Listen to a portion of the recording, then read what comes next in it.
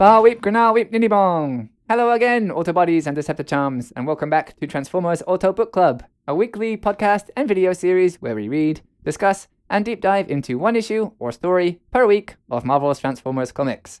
I'm Gary, your hostbot, and you might have noticed my voice is a little different than usual again today. My bronchitis decided to come back for round 2, and I spent all of Saturday feeling terrible and laying around the house not wanting to do anything. But I woke up today on Sunday morning when I was scheduled to record with Justin, feeling so much better that I was a bit suspicious about why and how I could feel so much better after just one day. Whatever, I'm grateful for it, but it just feels weird that I had to waste my Saturday. Never mind. This episode is the second in a 3-issue run with the Iron Age of Comics podcast, Justin, who had these 3 particular issues as a kid and has read them countless times. As usual, before the episode proper, there's a tiny bit of Transformers news from the week first, and I have to be very vague about it this time, so no spoilers, but Image Skybound released the Transformers issue 30 this week, and the plot took an extremely wild swing that I don't think anybody saw coming. I won't say too much about it for anybody who hasn't read it yet, but tensions between Optimus Prime and Elita 1 have been simmering away for a long time in the background, and they've all come to a head in this issue. Though not in a way I think anyone could have predicted. It's an absolutely massive move from the current writer, Robert Kirkman, who recently made another very bold choice concerning RC. Personally, I really like the direction these moves are taking us in, giving a spotlight to female characters who are usually relegated to the sidelines. Though I would say that they came a bit abruptly, I think. Just a little bit more time for these ideas to take root and grow would have been nice, but this most recent turn of events actually might not change things too much for some characters, and vastly change things for others. So I'm really looking forward to seeing what comes of these 2 big moments. And that's about it for Transformers news this week, though. I will drop a shout out in here, though, to an artist who created an amazing 40th anniversary tribute to Transformers the movie. I made this my phone wallpaper the second I saw it. This is by artist David Cousins, who is selling prints of this and a bunch of other Transformers artwork on his coffee shop. Sorry, podcast listeners. It's difficult to describe, but it's an awesomely composed picture with Unicron up in the top left, and then a dozen or so Transformers characters like leaping toward the foreground from the right-hand side in a very slightly curved group. I can't describe it in a way that would do it any justice, so do go and take a look, because it's lovely. And all that's left is one small note before we finally join Justin for this week's issue. Last week, my previously trusty Discord recording bot called Craig really let me down. There were some really garbled sections, or even sections where the audio just completely cut in and out, and I did my best to fix what I could, and there were some sections of last week's episode that were unsalvageable, so I had to re-record some part to make do with what I had for others. I'm going to give Craig one more chance this week, but if it fails me again, I'm going to have to experiment with other ways to record with guests. And speaking of, these last few episodes with guests have taught me a valuable lesson about guest episodes. They are great fun to make, but good gracious. They about double the length of each episode, and therefore the editing time needed. And I still want to continue with guests, but I think I'm going to have to be smarter about how I do it. We'll complete these 3 episodes with Justin, and after that, I think there's going to be a run of UK issues anyway. But after that, I think guest episodes will have to be reserved for either very special issues or times when I know there's going to be time off from work coming up, like a public holiday or vacation or something like that. I do love making the show, but these past 2 weeks, it's been rough finding time to even cook and eat. So as much as I do enjoy making these longer episodes, making the show this way just isn't sustainable. It's taken up all my free time, like literally the entirety of my free time after work. I just can't continue like that, so I'll work things out as they come. So after these 3 issues and those UK issues, we'll kind of see where we're at after that. Alright, that's everything this week out of the way. So let's join Justin for this week's issue. Brainstorm! Joining us again this week is Justin. How's it going, Justin? Hey, doing great. Good. Are you ready to jump into this week's issue? I definitely am. Alright, so let's get going with Brainstorm. Last issue we had the Autobots and the Decepticons battling on the top of a mountain over a space radio telescope. Yeah. That the Decepticons had modified to send radio waves. How many light years away was it? Like hundreds of light years away. Yeah, to wherever Cybertron is at the moment. Yeah, which we don't know. But they did add science because it was a trans-dimensional telescope. Right. Or something. So, I mean, yeah. They contacted Cybertron. Not so much of that has to do with what happens in this issue, though. Yeah. But we'll get there as we go through. Oh, and last week we had the wonderful Bomber Bill. Right. Who, yeah, I really came to like Bomber Bill. Yeah. But he doesn't show up this time, unfortunately. No, he's out there somewhere. Yeah, I hope so. I hope he got home to his family. But this time, we're joining Buster in his room, and the little blue boxes tell us some more about Buster. Buster is proud to be a straight A student and among the top ranked in his whole school. And now it says he's studying a new subject, which is himself, and it's a subject that he's on his way to flunking. He's laying on his front. Yeah. I mean, he's in his bedroom studying himself. That sounds questionable. Right. But he is a teenager. I will say, though, it says he's on his way to flunking, which is like, yeah, that's true. He's had these headaches after this giant electrical shock to his head, and he still hasn't figured out why. It's so obvious. He's so close. I wonder but if yeah. there's some connections between a robot that shocked me in the head and my control over mechanical objects. I wonder if there's. It could be. Yeah, this like straight A student hasn't put this together, but okay. So he's laying on his front on his bed, and he's holding a book that he says he's read through twice, but he still doesn't understand anything new about his mental abilities. And there's like this cool orange light effect that's coming out from his head. And on the right side of the page, we can see that he's levitating a calculator and a coin, a bunch of keys. He's got 7 keys on a keyring. I don't know what Buster's doing with that many keys. As a teenager, yeah. Yeah. And he's got a bright red Walkman there too. So 80s. Mm. Actually, though, you can see in the background, he's got his own computer in his room in the 80s, which I feel like that must be. Wasn't that kind of rare? Yeah, and that's. Yeah, no, I don't think I've ever noticed that before. But yeah, I mean, he's like, I guess he's an early adopter, right? I mean, that was part of like the idea of being the smart kid in the 80s. Is that, oh, he has get this, guys, he has a computer, right? That's Oh yeah, that's true. that's how good of a student he is. And we can see a calculus book and some other books on the shelf, and then there's like clothes laying around the room and some sneakers. And by the bed, there's like a portable TV with antenna sticking out. The computer and that both seem like things that must have been super expensive in the 80s. So Sparkplug's doing okay for himself. Yeah, the auto repair center is really doing well, and Buster's bringing in money too. So like they're going all out with their spending. Well, I mean, now they can take on so much business because he can fix a car in like 2 minutes. So maybe they're raking it in. The first panel on the next page is pretty much the same image, but they've zoomed in a bit closer as Buster gives us a recap on the current state of things. He's been able to move objects with his mind for a few weeks now and understand the workings of mechanical objects to the point that he can fix a broken car engine with just a thought. He says, I don't have any clue why. Like, before, finally putting 2 and 2 together after weeks of this. It's just so insane to me that he took so long to connect these things. Yeah. He says, I haven't a clue why, except that it might have something to do with when I found Optimus Prime held prisoner by the Decepticons, and he needed my help, and I trusted him, and then he zapped me. And there's an image here of when Prime did zap Buster, in the head, with cables connecting them both. So I take that to mean that Buster can remember exactly how this went down. But I he guess previously... that must be the case, right? Yeah, before he complained about the headaches and said that he didn't know what caused them. And then he's been fixing cars with his mind. And he literally just now, after weeks of that, he finally floated the idea that being shocked in the brain by an alien robot might have had something to do with it. Well, he's book smart. He's not street smart. Yeah, but I was giving him a pass because I thought maybe the shock made his memory hazy, or like worse, gave him brain damage or something. Right. But I'm relieved to have him finally realize these things are connected because it was really obvious. He finishes up by thinking that Optimus Prime is the leader of the Autobots and a good guy, so he must have had good reason to do what he did. Though Buster wishes he knew what it was. Sparkplug calls him from outside, and that startles Buster, I think, judging from his face. And he thinks, Dad! With an exclamation point.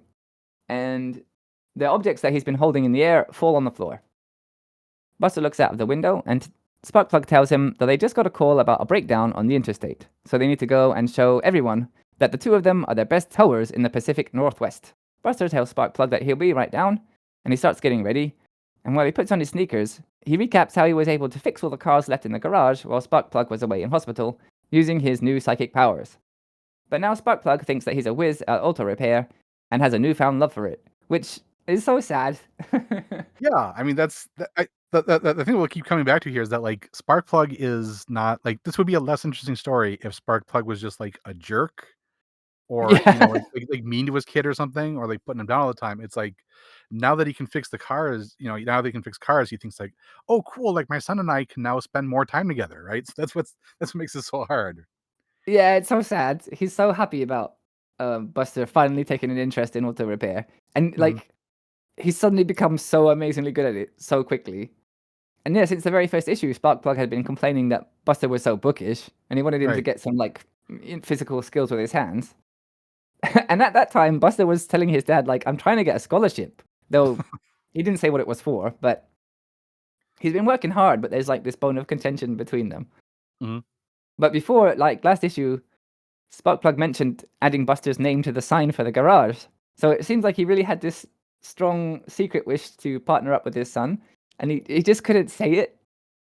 Yeah. I mean, I think I'm sure there's like a lot of parents who like wish their kids would go into like their the same thing as they do or whatever and don't want to push it, but then like, it seems to him that Buster is showing some kind of interest. Now it's like, oh, okay, cool. This is I didn't want to say anything, but this was my secret hope all along. And now Yeah. now I'm really into it. Yeah. Yeah. So Buster now is first he was grappling with like, oh, what I want to do is not what my dad wants me to do, and now it's like, and now my dad thinks what I want to do is what he wants me to do, and he has to tell him at some point, like, no, Right. Yeah, and ultimately it's like he doesn't want to make his dad feel bad, right? Which is like this is a very recognizable like human emotion that we have in this transforming robot comic, right? Which is one of the things that I think people tend to like make fun of the human interest stuff in like Transformers things or in Godzilla movies or something, but like when it works, and this is like a pretty simple straightforward thing, but like I really was engaged with this when I first read this, and I think it's still pretty well done. it's super well done. Yeah, like you said, it's in lots of stuff where they always feel like they have to insert the humans in some way, and Mhm. I guess I understand that, and that's fine, but you have to do it in a way that's interesting and not just putting them in for the sake of putting them in. And I feel like they're doing that with this and Yeah. with Godzilla Minus One. They did it Yeah. amazingly well. Right. But then, like some of the other Godzilla movies are like you're just wading through this like nonsense family drama that is not interesting to get to the giant monster fights. Yeah, I mean, I think ultimately it comes down to like, is it good writing or bad writing, right? And like anything that is good writing is going to be compelling, whether or not it's people or robots or Godzilla, right? Yeah, I think you have to be economical. You have to like fit in a lot with a little time because you Mhm. don't want it to take up too long. It's not the whole movie, but you need it to have an impact. And that's I But think the pacing in here is pretty good because they do a good job of like, I mean, they use captions and they use thought balloons and stuff, and like that really catches you up to speed and it gets you everybody on the same page and the same time about like, here are the relationships, here's what I feel, here's what my dad feels. Are we all clear? Let's go on. Let's get on to the story instead of like trying to like drag it out and making these like subtle character pieces or something. That's true, they can't really do that in movies. Movies don't I mean, I feel like I haven't seen a movie for a long time where, you get, like, the echoey effect on the voice and it's Yeah. somebody's inner thoughts. They don't do that in movies anymore, it feels like. Almost I mean, a lot of like contemporary comics don't do that anymore. Is No, they I not mean so because much. they look like they act and function like movies on paper. But like this is like one of like the tools that you have as a 'cause I mean this is like a 20-page thing that came out every month. It has to Yeah. be super condensed because like you don't have time. We don't have the actual like literal paper to spend too much on trying to like, okay, he needs to have a conversation with his best friend where he lays out all his feelings and stuff, and he has to be, we need establishing shots, we need recaps and stuff. It's all just like I'm thinking to myself. I have no reason to think to myself like this about like I have no reason to recap to myself really what happened to me the last couple of days. But like it's there for the reader, and like we just go along with it as a conceit, right? Yeah, this is still at the time where they have to put everything in like it was your first issue, Right. even though it's, like, number 20 or n no, we're we're number 11, I think, now. Mhm. But yeah, it's working well. So on the next page, Buster says much the same thing. When he does come clean, his dad is gonna be horrified, and he doesn't think many fathers are going to be happy having a, quote, metal manipulating freak as a son. As he thinks that, he repairs his Walkman, which he broke when he dropped it on the ground. Elsewhere, outside Blackrock's aerospace assembly plant, the military, who have been stationed directly outside it to check the plant from the outside for any unusual activity, which they don't detect. Is that right? They don't detect anything. Oh yeah, no suspicious activity inside that I can see. Okay, you're wrong. So they say, send the van through. And one of the military members says that they're camped outside the plant and they've been there for weeks with enough firepower to level a small town, yet they can't set foot inside the plant. And they're in a tricky situation because the plant workers are being kept alive, but as slaves by Shockwave inside the plant. They can't get inside, but Mozzarella Mike, with his truck full of pizza, is able to go right inside. So I guess Shockwave must finally have come to understand that the workers need to eat to survive and continue doing the work he wants them to do. Another military member jokes that you shouldn't underestimate Mike. They've seen one of his pizzas wipe out a whole platoon. Well, I don't really get that joke. Maybe it means like they eat enough and then they get tired. Yeah, I don't know. I mean, if I hear that eating too much pizza wipes out somebody, I feel like that's maybe that pizza's no good, right? But apparently, Yeah, like apparently they yeah. like What is it. he Like, saying here? right? Yeah, everybody got really terrible diarrhea from Mozzarella Mike, but they seem to love it anyway. Yeah. So Mmm. It's a pepperoni and dysentery pizza. yep. Delicious.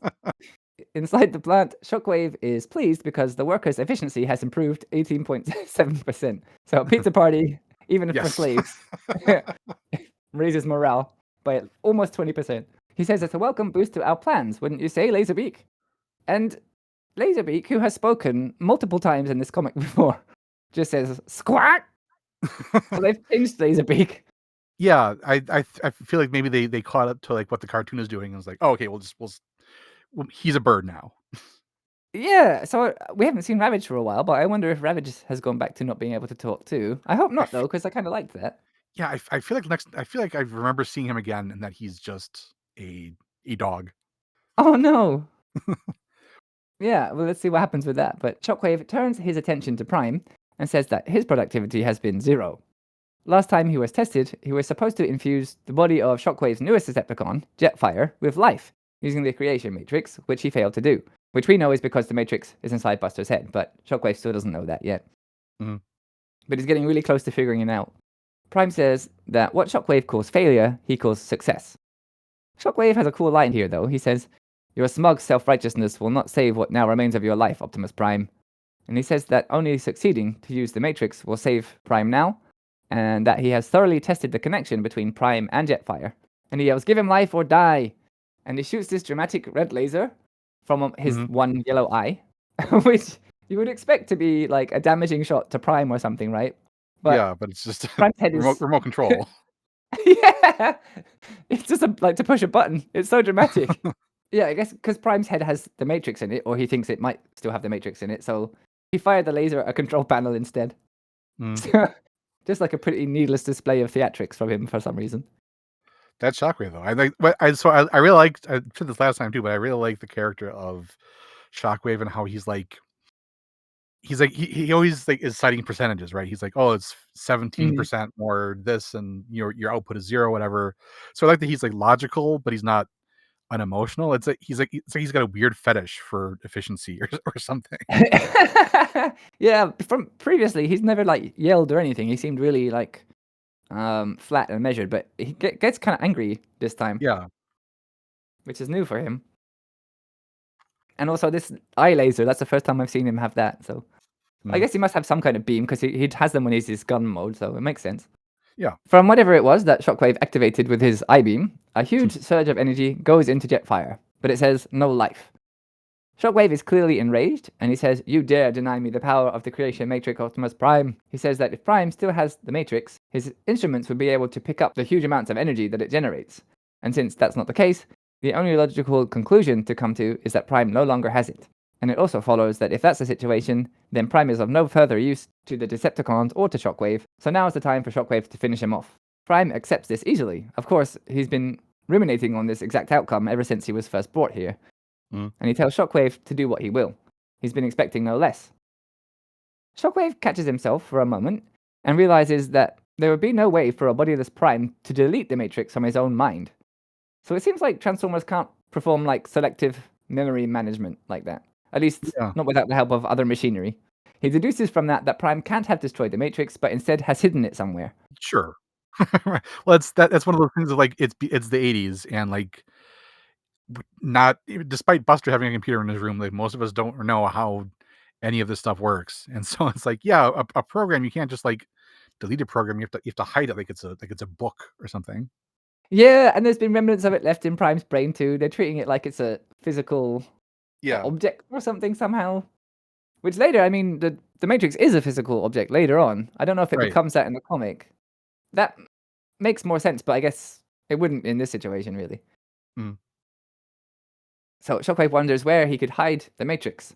And unknown to Shockwave, the Autobots, using GB Blackrock's telephone system inside the plant, have been listening in on all of this. Prowl passes all this on to Ratchet, who says that Prowl is in charge, implying that it's up to him. What can the Autobots even do now? Prowl says that for now there's nothing they can do. There are too many humans being held at the plant, and any rescue attempt could end in tragedy. Instead, they should continue listening in and hope that Shockwave reveals more of his plans. So he's taking like a massive gamble there. Yes, yeah, Shockwave just said, I guess we're gonna kill you, right? If you're not useful to us. So but I guess they're in a bad situation. So I don't know, I don't know what the proper tactical response to that is, but I'll. Yeah, that's true. I'm not sure what I would have done, but Shockwave just said that there's maybe a possibility he can get more from Prime, but it's bold of Prowl to bet on that lasting for, any significant amount of time. Right. Prowl says that they have to be extremely careful about any action that they decide to take next. And soon after this, inside the manufacturing plant, Rumble nervously reports into Shockwave, who has requested to see him. But he asks what it is that Shockwave wants from him. Shockwave is vague, saying that Prime is refusing to cooperate with him, but Rumble, as a Decepticon, will be under Shockwave's control and must obey him. What he's about to do will be over fast, but it's going to hurt.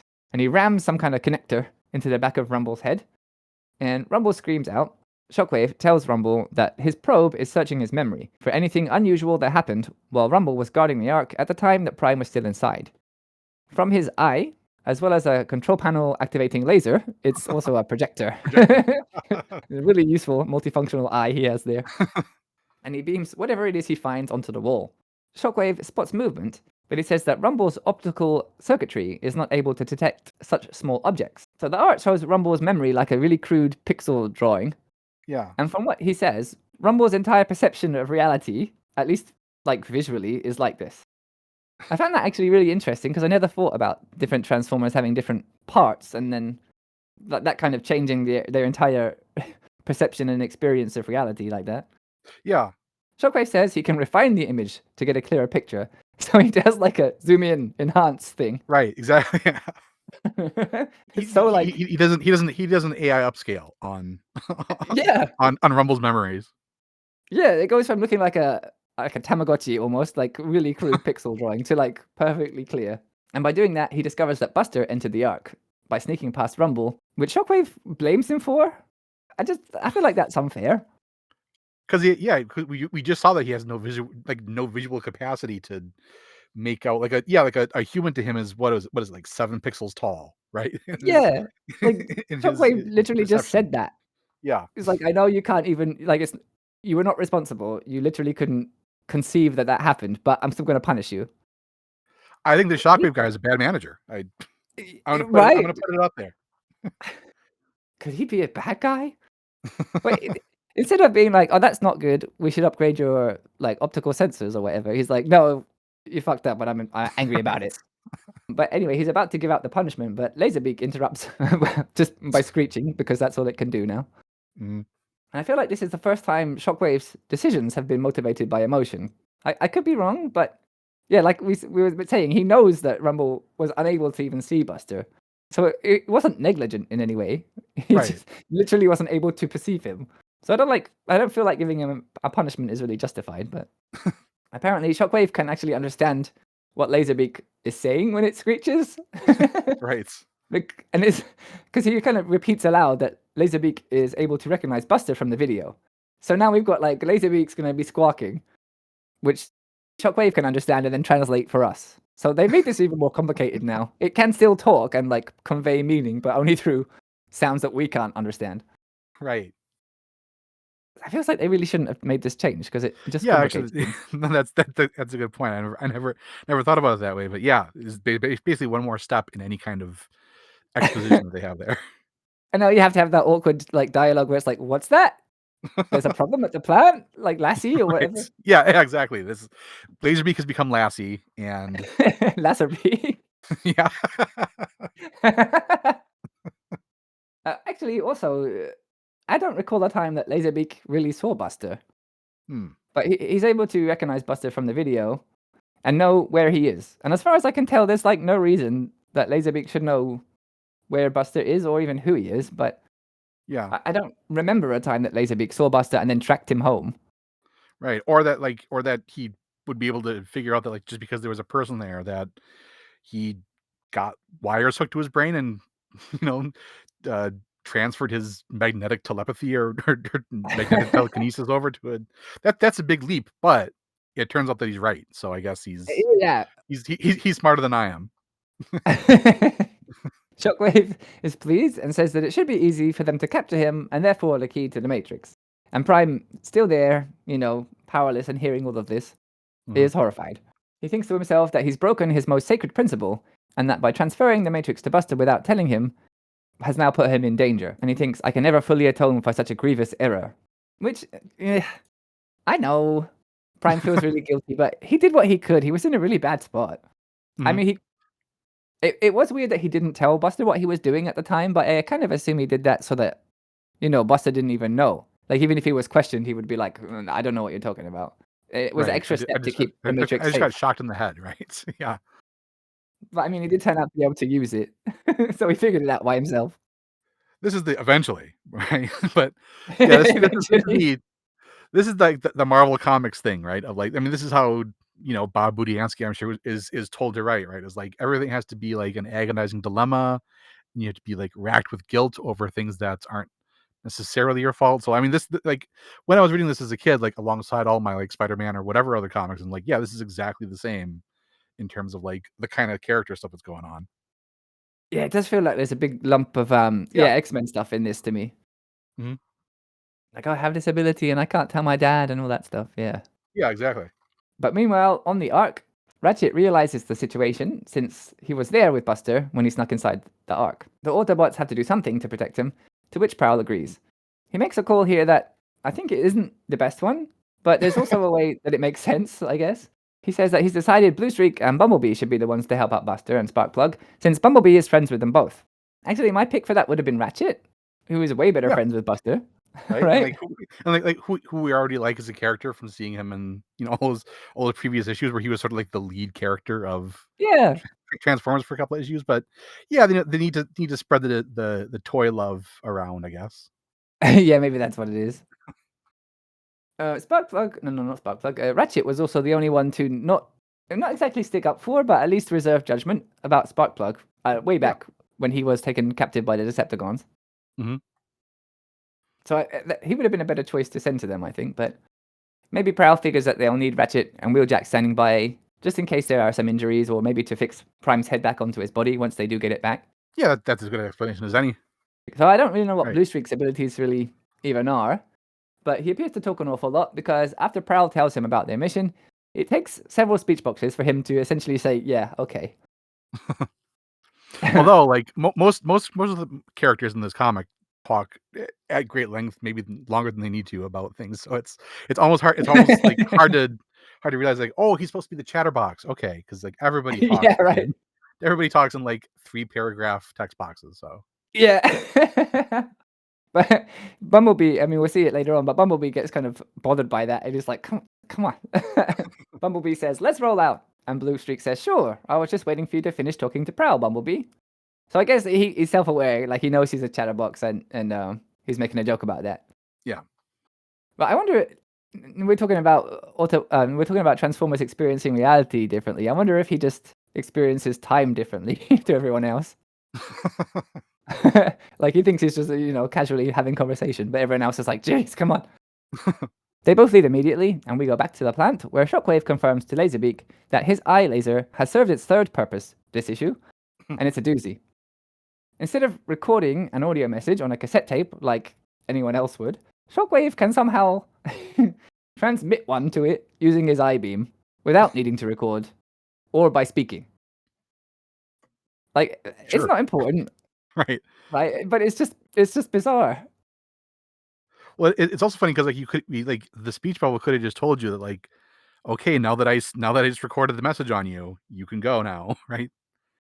Yeah, yeah. You can just transmit a message onto a cassette tape, and it will play like a regular tape. Science! He tells Laserbeak to take this message to the leader of the humans so that they can play and hear it. I'm not sure who he means by that, but it seems like he's assuming there's just one authoritarian leader that needs to hear what he has to say. Actually, that'd be funny, yeah. If like he assumes that like human organization is just like them, where there's just like there's one commander that like they have to like unquestioningly follow. So he's giving it to like the whoever give it to their leader, right? That's true, actually, since he's taken control of the Decepticons and he knows about Prime. Yeah, I guess he's assuming, like, yeah, whoever leads the entire population of humans. Yeah, That guy. I'm sure he's right here. So Yeah, he must be outside. Shockwave says it's also time for it to obey. And it and obey are, like, italicized there. yeah, And Prime, poor guy, is still stuck overhearing all of this and just feeling powerless with no body and no limbs. Later, the pizza van that we saw earlier has arrived and is handing out pizzas to the plant workers. And, like, I don't know how long it's been since they've eaten, but they have time to argue about who gets which pizza and who gets the soda and stuff. right. Like, Yeah, I feel like priorities here. yeah. If I am captured by giant alien robots and forced to work for however long, and I haven't eaten in a while, I don't think I would mind if I had a non-diet soda, right? Yeah, right. Just give me something. Right. I'll take the regular Coke. It'll be fine. I haven't eaten in 3 days, so I think I can. Ugh, I can afford Pepsi. the calories. I can afford the calories, right? Yeah. The pizza guy says, take it easy. I've only got 2 hands. Ferdy says to Gabe that it's nice of the one-eyed Diablo to make sure that they get fed. And Gabe says, it'd be better if the pizza was hot. I hate cold pizza. Ugh. It's like, again, like, one, who hates cold pizza? Right.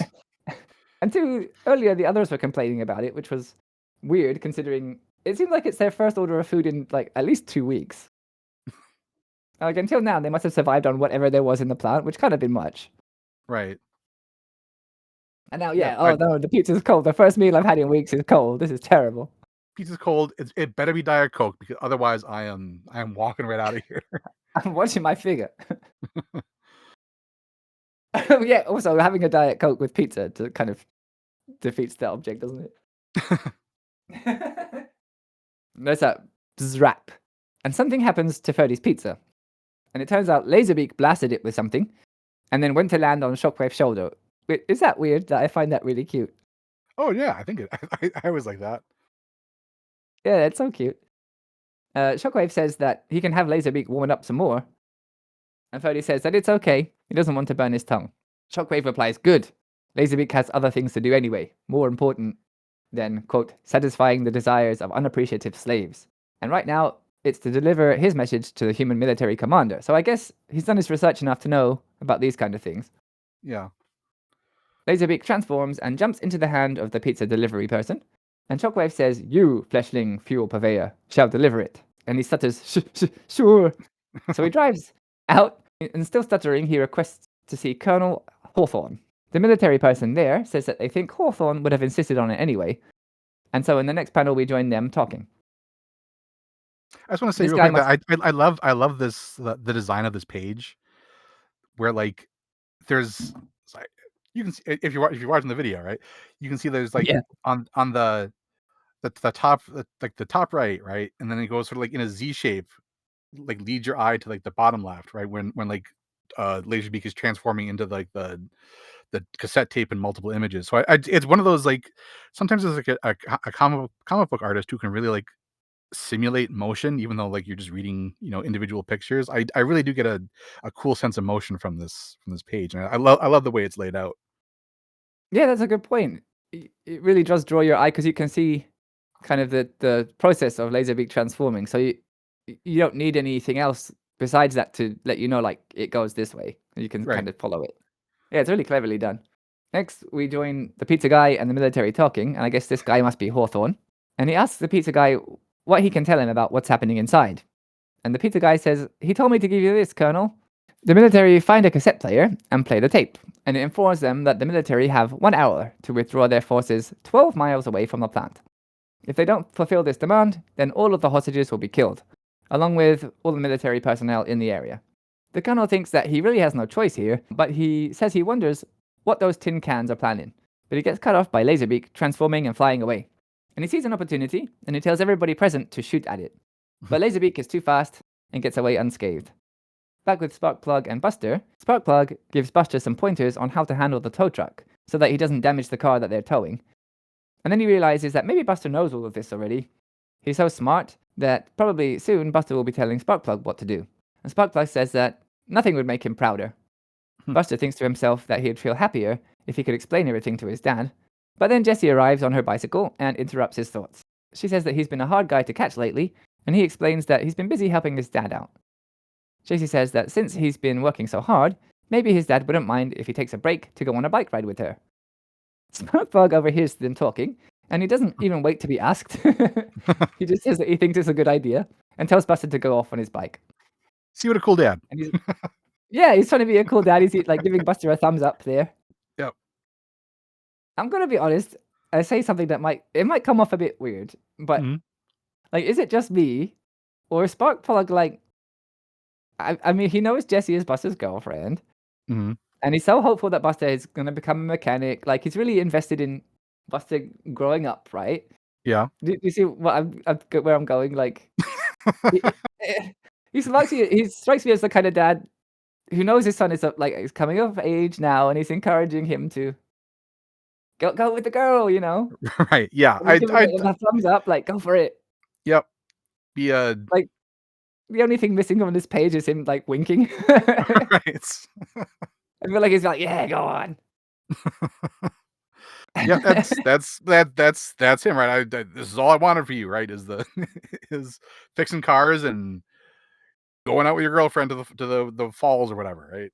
Yeah, going off on a bike ride to a secluded area. I don't know. That's just what my read on it was. That's the same thing of like he's like, yeah, kid, that's yeah, I'm sure as me as a parent, just like I don't want to know what's going on, right? Whatever's going on. See you later, son. Let me know if you're gonna be home for dinner. Right, whatever it is, I'm proud of you. Right. But Buster, poor lamb, seems to be a bit dense about all this. In the first issue, he was really heavily making out with Jessie, and it was hilarious because poor O was in the back of the car. Right. It was really funny. Actually, Buster remembers here that the last time he saw Jessie, he yelled at her, and she hasn't spoken to him since then. And he wonders what brought her back. So I thought they were like, dating from the way that they were acting before. And also the way that Jessie was thinking about Buster, too. In the past, she was like worried that she would never see him again and stuff. But then Buster being like, oh, she wasn't speaking to me and now she came over. I wonder why. Makes it come off as like Jessie thinks they're dating, but Buster just thinks they're casual or something. Well, yeah, that's actually so like these are the first issues that I had, right? And like I hadn't read the first issue for years later or whatever. So like I remember reading this and thinking like, oh, this is where like he finds out that this girl likes him or something, right? but then I read like the first couple of issues and been like, oh no, they are totally a couple and they're like going to the drive-in to make out. So I. Not sure but not sure what his emotional state is here, but yeah, I think he's just being like a really dense teenage boy and being like, oh, we made out and then we had a fight. Why is she here? Like, I thought we were broken up forever, right? Because yeah, we had one argument. That's relatable though. Yeah. Either way, Buster says bye to his dad, who says he should come home by dinner time. So they go off and we stay with Sparkplug for a bit, who starts to work on the car they've been towing. And he talks aloud to himself about what's wrong with the car, but a voice calls to him, Mr. Sparkplug Witwicky. And he replies, be with you in a moment, Mr. And he's surprised to turn around and see Bumblebee. Bumblebee says that he's happy to see Sparkplug, and he hopes that all has been well with his internal mechanisms. Sparkplug is a bit confrontational, and I guess he has a reason for that, though. He says never mind his internals, and he asks Bumblebee what he wants. He told Buster to tell the Autobots that they weren't going to be involved with them anymore. And to be a bit fair to Sparkplug, at least partially, it was on the Autobots that he had a heart attack. Yeah. Though I think being abducted and then thrown out of a building by the Decepticons had more to do with it. But it wasn't until one of the Autobots fired like a wall of fire in front of him that he collapsed. Right. I guess Yeah. that was the straw that broke the camel's Yeah. back. I feel like Sparkplug is, especially like as it'll come up, is like, we need your son for some. A robot comes up and says, we need your son for something, and he's like, can you tell me what it is? And Bumblebee says, no, I can't tell you. No. Not really. So I'm like, yeah, sure, yeah, you know, I was cool about him going off with like the girl, right? But like the robots, Yeah. I don't need to know what they're not up to, cool. but this is different. Right. Bumblebee pleads with Sparkplug to hear him out because Buster has something that the Decepticons desperately want, and they'll stop at nothing to get it. Sparkplug says, oh yeah, what exactly is it? And like you said, Bumblebee, his face is all yellow in these panels for some reason, but Bumblebee totally fumbles this entire conversation and says, oh, it's hard to explain. And Sparkplug just needs to trust him and tell him where Buster is so that he can protect him.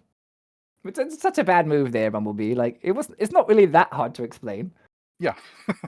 I mean, It would've made actually, Sparkplug- although to be fair, we're having trouble figuring out exactly what the creation matrix is. Bumblebee's like, true, I don't, yeah. I don't know, man. He's like Magneto, I guess, but something else, I don't know. Yeah, right. I guess, yeah, Carl didn't the tell me exact everything. details are hard to explain, but the broad strokes, at least, would have made Sparkplug more inclined to trust him, I think. Yeah. He probably should have just told him he will explain on the way, and then driven Sparkplug there, in power form. Yeah, I can take you with me. I mean, I know you're his dad, so I'm sure he want to be part of this. Right. Yeah, Bumblebee is a bad negotiator. That's all there is to it. Should have sent Ratchet. Telling you. Right, exactly. Sparkplug isn't having Bumblebee's nonsense and says that the only time Buster has even needed protection has been since the Autobots came around. Buster is his son and he can take care of him. And he finishes, he stays with me. And Bumblebee transforms and says that he hopes for Buster's sake that will be enough to keep him safe. So he transforms and drives off, and he shouts back, and for yours! Sparkplug doesn't trust Bumblebee anymore, though, and he jumps into his own car to follow Bumblebee, who has decided to find Buster on his own somehow. I don't know how he plans to do that. Like, he could be anywhere. Well, then they say like we're going to the old what was it? Like we're one of the taking a bike ride to the falls, right? So I guess like wherever I guess he must know where the falls are. Yeah, was he close enough by to hear all that? I guess he was like maybe he was hiding around the corner or something. Sparkplug says he better go get Buster before the Autobots do it first. But as his car takes off down the street, a grey and red car follows behind it. A few miles away, Buster and Jesse are biking along side by side, and Buster suggests that they take a break, because he has something that he wants to talk to Jesse about. Jesse kind of deflects and says that she'll race him to the falls, so it seems like she just wants to spend time with him, and maybe she thinks that he might be trying to break up with her, so she wants to kind of delay that conversation. Oh, sure, yeah. But Buster tries to persist and says, no, really, just a short break. But Jessie persists too, and she asks if Buster's already given up, and if he thinks that she's going to beat him to the falls. Buster catches on to what Jessie's doing, trying to avoid an awkward discussion, and decides he's going to settle it, whether she wants to talk about it or not. And there's like a little blue box that explains alien waves of energy are emanating from deep inside Buster's mind, and he's glowering in this panel with like light coming out from around his head in an arch. But he looks really menacing. Like, that's a really scary facial expression he's making. Yeah, so the inker on here on this issue is Tom Palmer, who is like sort of like a legend in comics. You know, he does like he's done like Avengers comics with John Buscema and like Gene Colan's Tomb of Dracula and stuff. So like he's a great inker, like possibly like overqualified for this, but like he does. It is true that he makes Buster look like he's like in his mid-30s a lot of the time. And Buster's face has aged and de-aged a lot of times in this little arc. But yeah, this picture makes him look pretty evil. It's a really good picture, like really well drawn. I know. It's beautifully rendered. It's just like this is a sinister looking 35-year-old man who's going on the bike Yeah. ride. While we're on the art, though, I like the coloring in this too. It's really a lot of just flat colors, which I'm always a fan of. I think they look the best. Mhm. And yeah, it looks really, really nice. But maybe a bit dark for this situation because what he actually does is just like focus on Jesse's bicycle chain and carefully remove the master link that connects the entire thing. Which one, that is crazy levels of control to move. Not even remove one part of a bicycle chain, but while it's moving, she's pedaling the bike too. So Yeah, that seems dangerous to me.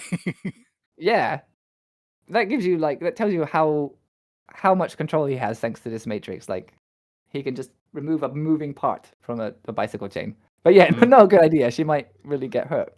Yeah, Jesse's bike comes to a stop and she realizes that the chain broke. And Buster says, "Oh, I wonder how that happened." And he says he'll take a look at it. And he says, "While we're stopped though, there's something I've been wanting to talk to you about, Jesse." And he acknowledges that the last time they spoke, it didn't really go well. But he was under a lot of stress with his dad in the hospital, so he's sorry that he yelled at her. And Jesse grabs Buster's face and says that she was the one saying dumb things and that she should be the one to be sorry. But she didn't know how to go about saying it. I mean, Buster's reaction to what she said was a bit much. Even though she didn't really do a good job of reading the situation, I don't think she said anything intentionally spiteful or hurtful. I think Buster was saying that he doesn't know how to fix the cars and that his dad's such a good mechanic. And she was trying to say, "Oh, you're so smart, I'm sure you can do it," which was like, she was trying to be positive, but I think it kind of ended up doing more damage because he was saying like, "No, I can't do this. Stop saying I can do this. I can't do it." Right. But she didn't mean to be, to be upsetting to him. She didn't want to hurt his feelings. She was trying to be nice. Well, yeah, I mean, this actually seems like a realistic teenage fight. Actually, now to me now, like when I was a kid and I read this seemed like, oh wow, this is really like a grown up kind of relationship they have, and they have, they're like apologizing and they're having these disputes. But like now looking back on it now as like a old man or whatever I am, I look at it and they're like, oh yeah, this is like a realistic high school kid fight, right? Like they are incapable of talking to each other and like misread either of them situation, and now they're like, oh wait, we're actually not mad at each other at all, are we? Yeah, they came to it eventually. I think, yeah, they both could have apologized, but Yeah. she says, "I know a good way we can make up," and she kisses him. But then a shadow falls across them, and Buster turns around saying, "Hmm?" And he turns around to see Sparkplug, who says, "Oh, hi kids, sorry to interrupt." Like maybe that's just me, like maybe I'm really sensitive Mhm. to embarrassment, but that would make my toes curl, like if I was Buster. Like, "Ah." Now we really do No. have to break up because yeah, 'cause you Yeah, I don't want my parents to walk in, even just make it out or anything else. down Like, by the no, falls. that's so horrendously Yeah. embarrassing. Like, and Sparkplug has already shown his support. He Mhm. he's perfectly happy that he knows this is going on. But just no, to have my dad see me kissing someone, oh no, makes my skin crawl. Ugh, horrible. Sparkplug tells Buster that he has some visitors, and he says he was able to shake off Bumblebee, but Bluestreak was able to trail him. So that car that I didn't recognize was Bluestreak. But that was kind of an ingenious strategy. So they baited Yeah. Sparkplug to tail Bumblebee, and then they tailed him to make sure they found out where Buster was.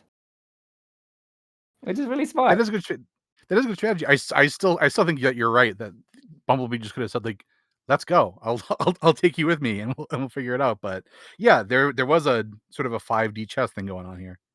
Yeah, really smart. And Bluestreak says, "Yeah, I sure did." And Mhm. he transforms and asks Buster to explain what he and Jesse were just doing. So, yeah, even though Ratchet's not there, we got more of this. Right. Clearly, misunderstandings between humans and Transformers. Buster awkwardly replies, "That was a kiss." And Bluestreak asks, what was the purpose of such a thing? Is it some kind of energy transferal process? And Buster kind of shrugs at him and says it's hard to explain. Which, yeah, it's true. Nobody knows why we really do that. Right. Seems like a good Um, idea. I don't know. But yeah, we like it. Bluestreak says maybe it's similar to fifth order transdimensional equations because they're hard to explain too. And Bumblebee is getting tired of all the talking and asks Bluestreak to switch off his vocal circuitry because he wants to explain to Buster that they followed him here for a reason, to save him from the Decepticons. And when Bumblebee says that, there's this like little panel of Laserbeak who has been Mhm. listening from the top of the falls this whole time. So again, like how and why Laserbeak knows exactly where Buster would be kind of doesn't make any sense to me. Laserbeak Like, knows where all the good makeout spots are in town. yeah. Laserbeak, it turns out in Marvel Comics G1 continuity, is a creep. Is Yeah. my head canon. Or maybe Shockwave or Megatron sent him out to scope to like scout all these places out for later. Yeah. Gross. But I don't know. Yeah, let's say he can track all the Autobots or something, which in turn led him here. Mhm. There's not really any more explanation. And then we'll go back to the aerospace plant now. Shockwave seems to corroborate that by saying that he knew the Autobots would go looking for the Fleshling. And I don't know how he could come to that, though. So, I mean, let's just guess again and figure that Right. he saw Buster go into the arc where Prime was, and after that, Prime no longer had the Matrix. So he figures that the Autobots know all this too. But what doesn't really make sense is why he thinks that they'd go for Buster and the Matrix and not rescuing Prime, their leader, who is more important and useful to them than the Matrix is right now. Like, the Yeah. Matrix is for making new life. They don't need that so much. They need Prime back. Yeah. That's a leap, I think. Yeah, they're definitely a leap of logic there. Yeah.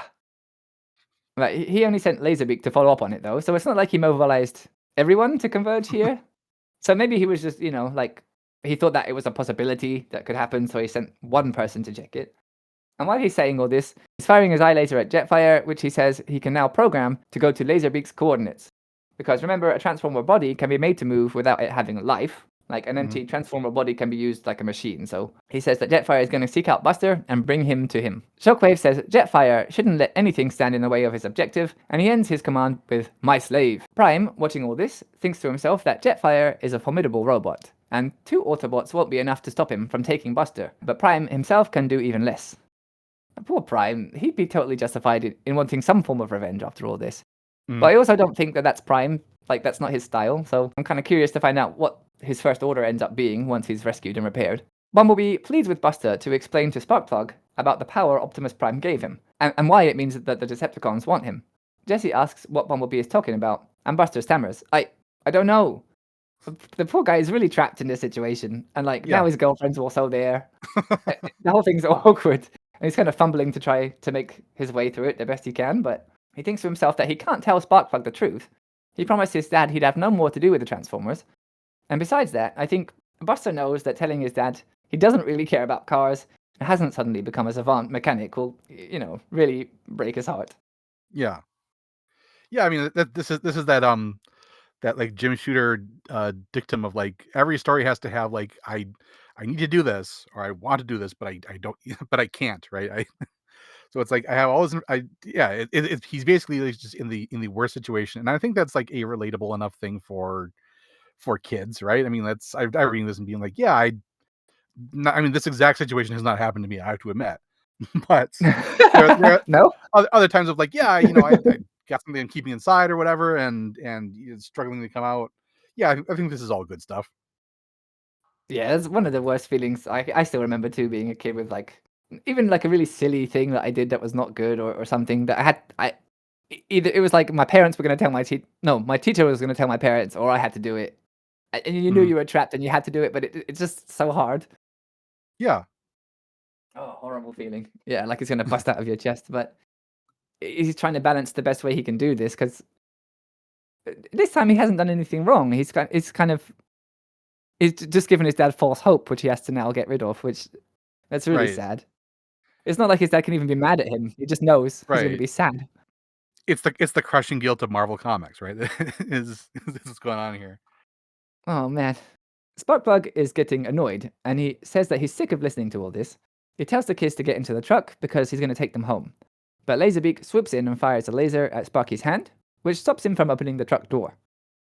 Bumblebee says, "Laserbeak! He must have been watching us all along." Which means, I wonder if Laserbeak was watching the kiss, like you said. He's a creep, I'm telling you. That's the reason he was there, just to record whatever happened. There's Autobots? Great. This is why I was here. Right, totally. I mean, squawk. Blue Streak aims his ion displacer. Is that dispenser? I typed Dispenser, yeah. dispenser. I think that's displacer. Where is it? That's good. Yeah, I mean it's all like just imaginary gobbledygook anyway, right? Like what Yeah. if I'm displacing ions or dispensing ions is pretty much the same thing. Where does it say? It does say dispenser in the comic. Oh, does it? That's such a Yeah. weird thing to say. Yeah. Ion dispenser rifle. Yeah, it says ion dispenser rifle. Okay. Blue Streak aims his ion dispenser rifle at Laserbeak and says that it'll make sure that Laserbeak isn't able to stick his beak in where it doesn't belong ever again. But Laserbeak is nimble enough and dodges through Blue Streak's shots easily. Eventually, though, Blue Streak is able to land a hit, and Laserbeak crashes into the water at the foot of the falls. Blue Streak says, "Not a bad shot, if I do say so myself." And Bumblebee quips that he always does. Ba-dum-bum. So, yeah. So Blue Streak is clearly being set up to be like a motor mouth who talks too much. Yeah. And even Bumblebee doesn't like it. Like, like the most pleasant and like harmless Autobot. It's like, ah, shut up. This guy. Sparkplug is exasperated and says, "See what I mean? Wherever these Autobots go, trouble follows." And Jessie agrees that there's big trouble because she can see Jetfire flying in. Blue Streak yells, "Who is that?" And Buster and Jessie hide behind his legs. And Bumblebee says that he doesn't think he looks friendly, and he's leaning down to pick up a boulder, which he throws at Jetfire, saying that he's not an easy target. I mean, even though it's massive, but okay. Yeah. Blue Streak stammers that Jetfire is both fast and huge, and Bumblebee tells the humans to take cover because he and Blue Streak will deal with the situation. And he says, "Right, Blue Streak? Blue Streak?" But Blue Streak is frozen in shock, and he says he doesn't know what to do. And Jetfire begins firing his lasers, which hit the ground close to Buster, which it seems like a bad idea to me if they need Buster alive. Yeah, I have to admit that much of what Jetfire. Well, I guess this is Jetfire not having a brain or something, right? Because it's like he's also bad at shooting because he's like at point blank range, right? He's got it's an enormous jet. He's at point blank range. Frankly, the angle that he's at, I think he's going to crash. Like I don't see a way that this jet can like swoop out of the way. Or Yeah, you whatever, can't but pull yeah, up out of that, right? yeah. This is a jet that's going really close to the ground. That I think is I don't want to tell the Decepticons what to do, but I feel like you're just dangerously flying. Yeah, that's true. Maybe they're just stun beams or something. Who knows? But Yeah.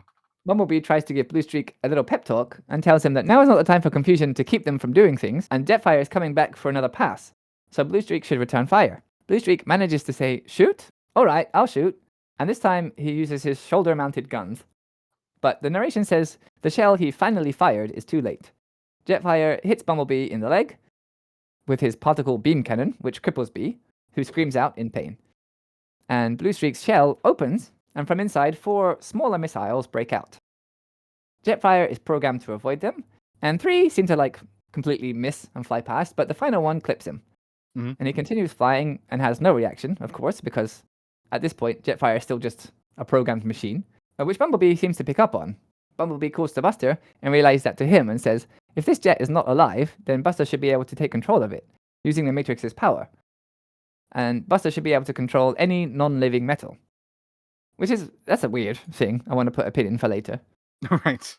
The telekinesis thing still doesn't make sense.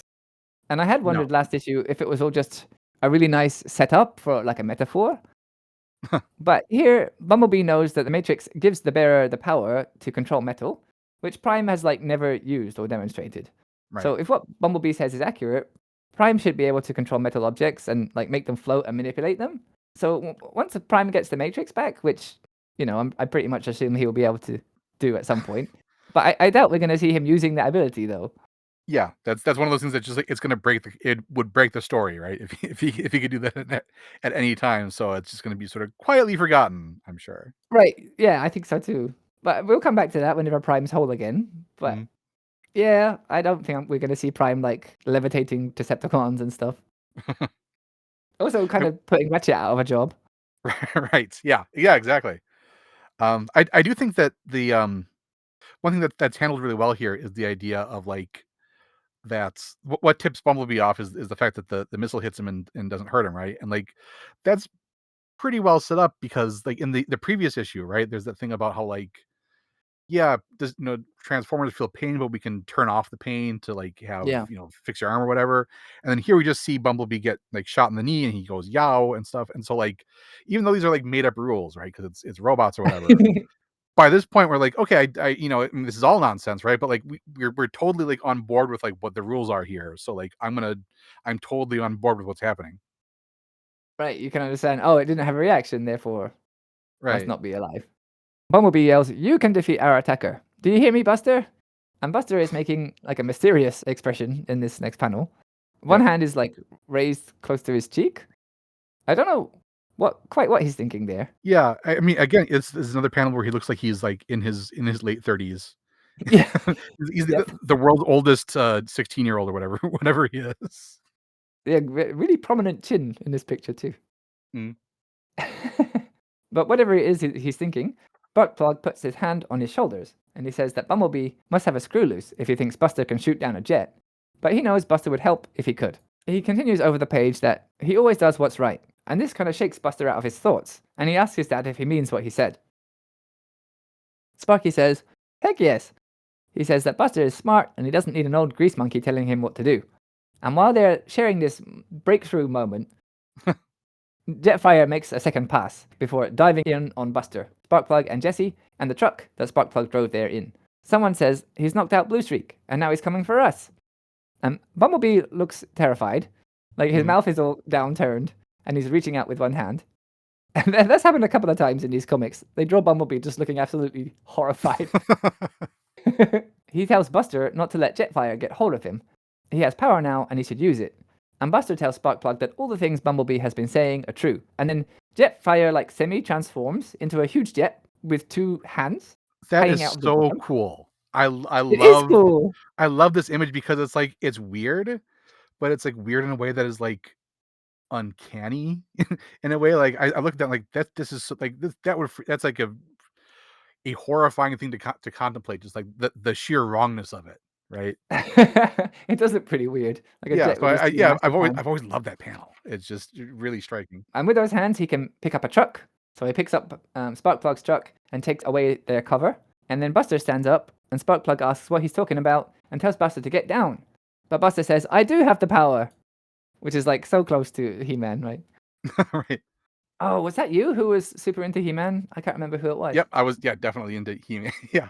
Are you excited about the new movie? Yeah, you know what? I saw the trailer for it. I'm like, yeah, I mean, I still think that the ideal He-Man movie would be just an update of the 1980 Flash Gordon movie. Like I actually just want like that like sort of aesthetic of like no computer effects, just like if there's a guy with green skin, just put green, green face paint on him. Uh-huh. Everything should be practical. Everything should be like unrealistic or whatever. But I would love that.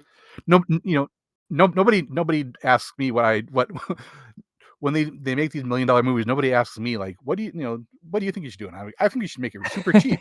So I'm sure it'll be good. Yeah, it looks like it's going to be nice, but yeah, like you said, it's definitely like modern. Yeah.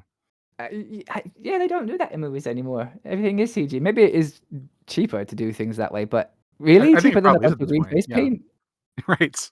But yeah, somebody should bring that back and do a practical movie, and I think that would be a selling point now. I do think Like, yeah, look how crappy it looks. if you saw like Trap Jaw or something, just like a really like sophisticated cosplay costume, you'd be like, yeah, that's interesting. I wouldn't have expected that, right? One of my friends is super into those Japanese, like what they call tokusatsu shows, Mhm. like Kamen Rider and stuff. Yeah. And I really wish I could like them. Like I've tried several times, and because they're so squarely aimed at kids and selling toys, Mhm. in the opposite direction of these comics, where like they really are trying hard, they're just not trying at all. Yeah. I feel like with the writing and the acting and stuff. But what they do go really hard on is the villain costumes, which are like these really elaborate rubber suits. Even still, they don't CG those for some reason, and they're always so cool. Yeah, I think that's an interesting aesthetic, and I think like the thing that I like about He-Man, right, or like when I was a kid, certainly, is that just the way that these characters look. And so like I don't need Skeletor and He-Man and everybody else to look like cool or like up to date or like really terrifying. I just want like yellow skull man with blue skin, right? That's all I'm really looking for there.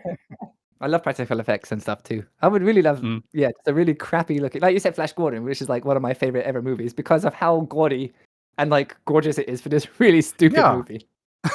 Yeah, I think that's exactly what you want for like, I mean, at some point, at the end of the day, this guy is called He-Man. It's hard to like take that super serious, right? So I'm just like, let's just lean into it, and to some point, it doesn't have to be like making fun of the whole thing. I just like let's treat this with a light touch, perhaps. But Yeah. once again, Hollywood never said, Justin, what do you should be in charge of the whole tone and special effects strategy for our movie.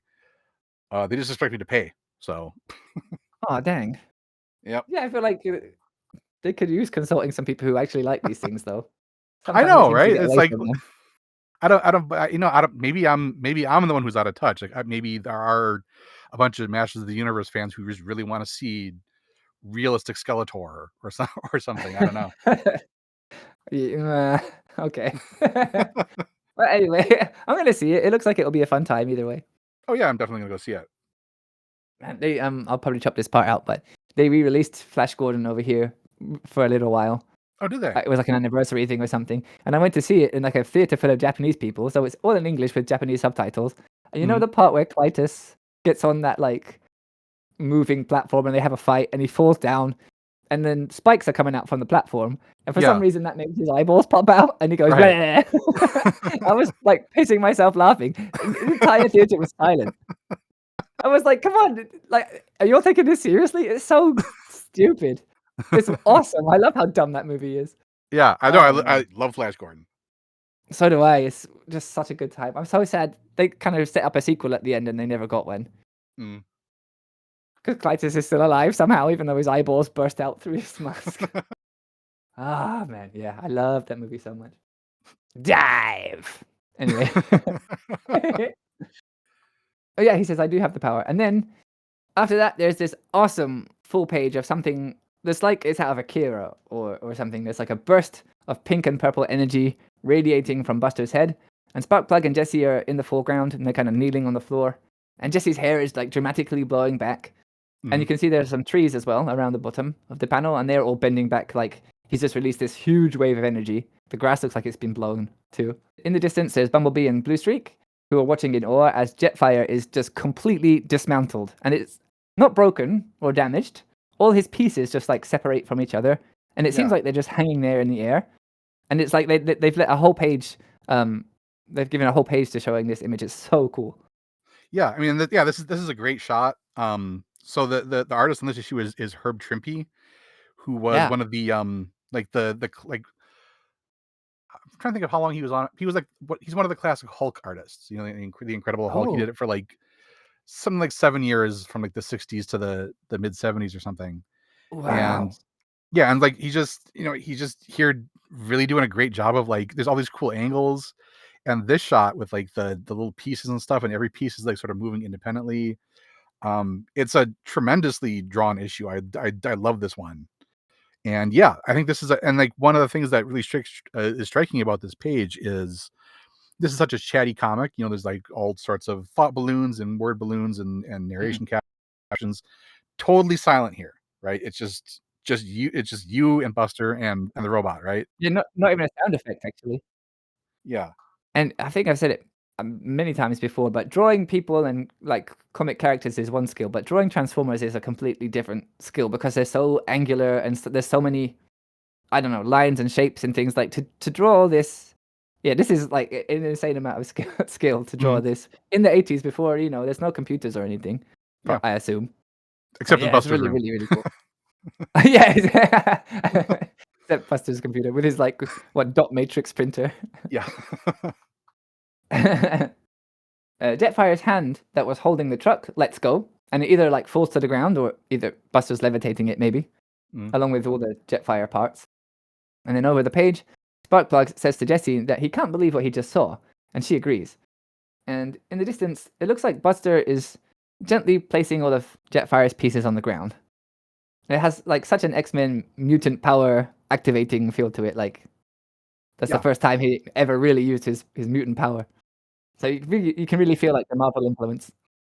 yeah. And you can see by his body language, he's like all hunched over, and his head is down. Like he's like, I mean, he's had Mm. this big hero moment of like saving his dad, his girlfriend, and these two robots from this thing, and he's like, I really screwed up here because now everybody knows my secret, right? So like even in his moment of triumph, This is like, now I'm in a bad situation because now I got to deal with the fallout from this. Right, yeah, now he has to explain what just happened. And actually, now that we're talking about that, that's a really smart move to have Jesse be there too. Mhm. I didn't think about that until just now. Yeah, he's gonna, finally admit everything to both of them. Though, I mean, I was gonna say to the two most important people in his life, but Jesse, I don't know about his feelings about her anymore. She's supposed to be his girlfriend. I don't know if he Yeah. thinks so. And also, when he and Jesse had that argument, their friend O was there, who he told to like go away and leave him alone. He hasn't shown up again, so I think it's Yeah, telling that O isn't here. right. O took the hint, right? He's like, all right, Yeah, see I'll you. just Goodbye okay, forever, man. you're done. Yeah, that's what it seems like. Sparkplug asks Buster if he really just did that, and he says that he did. And it seems that Bumblebee was right about the creation matrix being inside him. Bumblebee says yes, and with it, Buster can reassemble the jet. And Buster worries that it will just attack them again if he does that. And Bumblebee says, I've made certain that he won't. And he keeps how he did that a mystery for now, which, again, Bumblebee withholding very important information. Yeah. He's one of those guys at a job who like doesn't tell anybody else how he does the work so that like he can never be fired or replaced, right? He's like, I'm not going to tell you how to work. That's what it I'm is. not going to tell you how to work the printer. That way you can never get rid of me. Yeah, it's a weird thing. Bumblebee's in this position now where like he's the default second Autobot, you know what I mean? Like you think Yeah. Prime first and then for some reason always Bumblebee. And I don't know when or why that happened because he's never appeared that important to me. Mm-hmm. Yeah, I don't know. It's just one of those things like we all sort of accept that like, yeah, Bumblebee is our like, I guess because he's one of the smaller ones, he's like our reader identification thing or something, or yeah, I don't know. It's really weird. Maybe yeah, he was friends with I've forgotten his name. Not Buster. Spike in the show. Mhm. But even then he wasn't so important. He was just the one that kind of hung out with him. Yeah. Maybe that's why people remember him fondly, but I don't know. For me, I always felt like other characters were more interesting. Mhm. Like Cup. But I guess Cup is the grown man's character, isn't he? It's not like Right. the kids aren't all lining up to get Cup toys. Yeah. Whatever he did, Bumblebee makes sure that the jet is docile now, and he urges Buster to rebuild it. So he does, easily, with just a thought. And Sparkplug is understandably in disbelief, and says that he doesn't understand what's happening. So Buster finally comes right out with it, and explains that the creation matrix is what allowed him to fix those cars while Sparkplug was away. And he full on admits that he didn't want to tell Sparkplug because he knew him being able to fix the cars would make him happy. So he's just pretending to like working on cars. Mhm. Not the most gentle and careful way to drop all that on Sparkplug. But I guess tensions are really high right now. Yeah, And it's been a long day. there's a lot of adrenaline flying around right now. So he says he's sorry that he lied. And Sparkplug says that he should be apologizing. Because of him, Buster felt forced to do something that he didn't want to be doing. And they hug, and Sparkplug says that he realizes now that Buster is old enough to make his own decisions. So, kind of a resolution to their arc a little bit. Yeah, I like the way that this all, I think this is a good message for kids, right? Of like, we all just, if he can't say things to his dad and he can't say things to his girlfriend and his girlfriend can't say things to him, if we all just sort of are open with each other, maybe things will be better, right? I think that's a nice message for a comic that I read when I was small. Yeah, that's really true. And maybe a bit ahead of its time, too. Like, I don't know what exactly it's trying to be a metaphor for, but if you have a secret from your parents, maybe just Yeah. come out and tell them about it, and you'll be surprised. Maybe they'll accept you and even get more respect for you. Mhm. Yeah. Which is, yeah, that's really nice. He told his dad this secret. He thought, oh, yeah, dad's going to, like, disown me because I can do all this, like, weird mental stuff. And his dad's like, no, it's fine. And also, I think you're a grown-up now. You don't need me telling you what to do, so do what you Yeah. want. Or maybe that's his really, like, subtle way of being like, no, I don't want anything more to do with you. You can work it out on your own. But I don't think so. Yeah, I like. Yeah, now that I'm older, I'm gonna go with the cynical interpretation of like, yeah, kid, you're on your own. Yeah, I hope not. I think that's a symptom of living in Japan where, like, what somebody's... maybe it's true other places too, but when somebody says something nice, it's not necessarily something nice. They might... It's a really strange way you have to double guess everything everybody says. Like, Mhm. oh, I like your shirt might actually mean I've noticed that your shirt is different and it shouldn't be. Like, it's really hard sometimes to navigate that. Yeah, it's really weird. It took a long time because when I first got here, I thought, oh, everyone here is so nice and polite. And then years later, I was like, oh shit, I was just Yeah. being completely tone deaf. Yeah, I'm from Wisconsin. We famously have a thing here called Midwest Nice, where Oh yeah. people are like, because people come here and they're like, oh yeah, everybody's so friendly to each other, and it's like, well, first of all, everybody in Wisconsin hates everybody else in Wisconsin. We're all like, and we Oh hate no. all the, but we also hate all the other states around us. There's like these like pointless rivalries, right? But it's like people are unable to just be rude out loud, and so it's like, yeah, no, it's cool, right? I hope, So yeah, it come over makes it and even more have some. complicated. Yeah, exactly. That, and this is just like a. I'm sure there's like a million places around the world that all have like the people who just like can't vocalize the fact that they like don't like somebody or something. I don't know. Oh man. I don't know. I don't know what, I lived here all my life, so like I don't even notice it. And then people come here and they're like, "Boy, you're all so nice, but I feel like you're not honest." And it's like, yes, that's it exactly. Yeah. Yeah, I'm British, so I know all about not being able to say what you mean. Yeah. Oh man. But yeah, I'm gonna choose to decide to believe that no, he's sincere. Yes, I'm looking at Sparkplug as a model for my own my own fatherhood. So I'm gonna Aw. Yeah, just give each other a hug, be like, thank you. yeah. You trusted me with something and now you're ready to go out into the world, which seemed like you were pushing him that way earlier with yeah, go with the girl. Go. And Bumblebee totally fails to read the room. But fair enough. Do Autobots even hug? I don't know. Anyway, he says that as long as Buster has the Matrix, the Decepticons are going to hunt for him. But he has an idea of how they can help each other out. He shows Buster how he managed to keep Jetfire from attacking. He removed his brain, and without it, the jet won't follow Shockwave's programming. And with the Matrix, Buster can give it life and turn the jet onto their side. With the jet and Buster's help, they can rescue Optimus and return the Matrix to him. So Buster takes the brain and asks Sparkplug his opinion on the idea. Sparkplug jokes, you know me, son. I've never been the interfering father type, at least not for the last minute or two. And he says that Buster should decide what to do for himself. But we'll find out next time what Buster decides to do, because next is the epilogue. A few miles from the aerospace engineering plant, a convoy of Autobots led by Prowl drives down the road. Someone from inside the military vehicles, which are retreating at Shockwave's earlier command, shouts at them that they're going the wrong way, and Prowl thinks that he can't say anything about their mission to rescue Prime. The military members talk amongst themselves. One says that they didn't see anyone driving the leading car, and the other replies, yeah, right.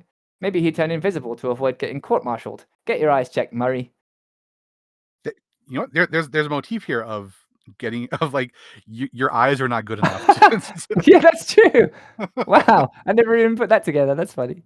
Yeah, this was a totally in the moment inspiration, but yeah, in general, it just seems like this is not like the best people that the military have. Of like, so we're facing like, we know there are robots that turn into vehicles, right? And some suspicious vehicles drove by.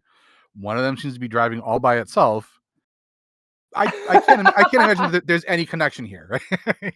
That's true. They didn't even put that together for themselves. I'm sure it's fine. That's weird. And these are not military vehicles either. They're just like apparently civilian vehicles driving. Yeah, like, oh no. Yeah, if it was the Jeep and it was the police car, it's like that makes sense, I guess. But there's also just like whatever random Autobots are there, Volkswagen Like a Beetle or van, something. and then yeah. Inside the plant, Shockwave is standing in front of Prime with his hands on his hips, and he says that Prime no longer has the Matrix. And then we switch back to Prowl, who hears Shockwave say, "Your usefulness has ended. We shall proceed with your execution immediately." And then the issue ends with these narration boxes telling us that Prowl is using the telephone eavesdropping device from the Ark. So the audio is going into the phone, to the Ark, and then Prowl gets the audio sent to him from there. And he hears everything that Shockwave has just said. For the sake of Optimus Prime, Prowl prays that he didn't hear it too late. And then that's the end for this issue. Once again, like I said in the last episode, this is one of the first times that I had, or the first time that I had a bunch of continuous issues. So like for any other comic book, this would have been like the end of the story for me, and I would have been like, well, I hope they save Optimus Prime. But, yeah. But next issue, next episode, I will we will see this actually come to its conclusion. Yeah, we're gonna see what actually happens to Prime, and hopefully he'll get rescued. I assume so, because that would be a really weird move to make so early on in the comic. But also, there's still the stuff in the background that hasn't come to the fore yet. We had the message that was sent to Cybertron from the Decepticons. We don't know who got that and what they're going to do. And there's still the issue of Circuit Breaker, who's enraged and just off stewing somewhere, it seems. I don't know if any of those will come into play next issue, but we'll see what happens. I will say nothing. As always, thank you so much for joining and taking the time and reading this with me. Oh, of course. It's always so fun to have you on. Well, thank you. I have a great time doing this. Good. I'm glad. So then, in that case, I'll see you next week for the final part of your 3-episode run. I'm up for it. Awesome. Thank you so much. Sure thing. And that's all for this week. Thank you again to Justin for being such an awesome guest and talking about this story with me. And thanks as always to my patrons, Mel and Corey, who have both kicked me a few bucks this month. If you'd like to help support the show, you can head over to patreon.com/Transformers Autobook Club and become an Auto Bestie or a Decepticon Padre for as little as $3 a month. And by sponsoring the show, you'll get a thank you every episode, and hopefully, at some point in the near future, access to a short monthly bonus episode covering a chapter per month of the Transformers manga, which I've been dying to read. To hear about other comics I've been reading, you can find me on Blue Sky, which is @ClarionComicsJP, or if you want to chat with me, previous guests, and some listeners too, you can join the Discord using this QR code or the link in the episode description. Giving the show a review on your podcast platform of choice for podcast listeners, or liking the video, sharing the link around, and commenting are all ways YouTube viewers can help me out too. Thank you so much for listening, and as always, until next time, take care, be kind, and do good. Till all are one.